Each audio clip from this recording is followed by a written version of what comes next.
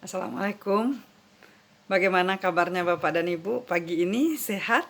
Selamat bertemu kembali. Pada pagi ini kita akan berbicara dan berdiskusi tentang proses penyusunan kurikulum operasional di satuan pendidikan. Bapak dan Ibu bisa melihat dari modul yang sudah dibagikan kemarin. Mari kita buka bersama-sama. Nah, kita mempunyai beberapa pertanyaan bagaimana proses penyusunan kurikulum operasional satuan pendidikan. Nah, kemudian apa yang kita pahami terlebih dahulu tentang kerangka dasar dan struktur kurikulum. Bapak dan Ibu, untuk memahami kerangka dasar dan struktur kurikulum ini, serta apa saja yang menjadi dasar panduan kurikulum operasional satuan pendidikan, apa saja yang ditentukan oleh Kementerian Pendidikan Kebudayaan, dan apa saja yang menjadi otonomi di satuan pendidikan. Mari kita lihat bersama-sama ya, Bapak dan Ibu. Nah, Bapak dan Ibu, kita lihat di sini. Kerangka dasar kurikulum ditetapkan oleh pemerintah pusat dengan mengacu pada tujuan pendidikan nasional dan SNP. Nah, ada bagian-bagian yang sudah ditetapkan oleh kementerian, seperti tujuan pendidikan nasional yang menuju kepada profil pelajar Pancasila, kemudian standar kompetensi lulusan, nah, yang terdiri dari standar isi, standar proses, dan standar penilaian.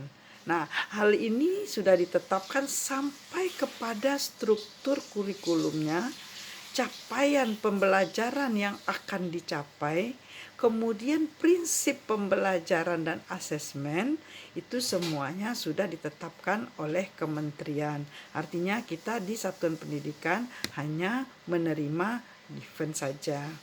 Nah, Bapak Ibu, yang menjadi tugas kita di satuan pendidikan adalah menentukan visi dan misi satuan pendidikan dan konteks serta kebijakan lokal yang ada di satuan pendidikan. Nah, kurikulum operasional di satuan pendidikan itu adalah perangkat ajar yang dikembangkan secara mandiri. Nah, berdasarkan kearifan lokal kita. Nah, jadi fleksibel dan dinamis satuan pendidikan mengembangkan kurikulum operasional berdasarkan kerangka dan struktur kurikulum sesuai karakter sebuah satuan pendidikan. Nah, Bapak dan Ibu, sekarang dari keterangan tadi, apakah kita sudah bisa memahami mana yang kita kerjakan di satuan pendidikan dan mana yang menjadi bagian dari Kementerian Pendidikan dan Kebudayaan? Jadi, saya ulangi kembali, struktur kurikulum, capaian pelajaran, serta prinsip pembelajaran dan asesmen adalah sudah ditentukan, bagian-bagian itu sudah ditentukan oleh Kementerian Pendidikan. Nah, sampai di situ Bapak dan Ibu, ayo kita diskusikan bersama-sama bagaimana kira-kira kurikulum yang sesuai di satuan pendidikan kita. Mungkin untuk itu kita buat kelompok, kemudian kita diskusikan kembali. Untuk pembagian kelompok, saya beri waktu 5 menit. Kita mulai ya. Baik Bapak dan Ibu, sudah selesai. Kita lihat kembali bahwa yang kita buat di satuan pendidikan adalah bagian-bagian dari visi dan misi, konteks dan kebijakan lokal, serta kurikulum operasional di satuan pendidikan itu harus mengangkat perangkat ajar yang akan dikembangkan secara mandiri sesuai dengan visi dan misi satuan pendidikan.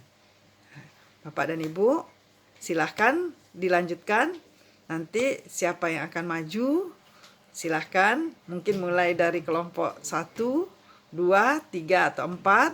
Atau dari kelompok 4 mana yang bagus, atau kita adakan lot sehingga semuanya siap dengan materinya.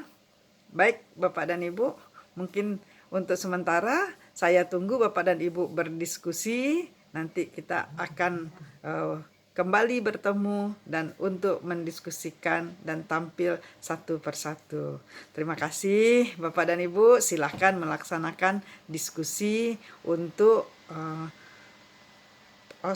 proses penyusunan kurikulum operasional di satuan pendidikan.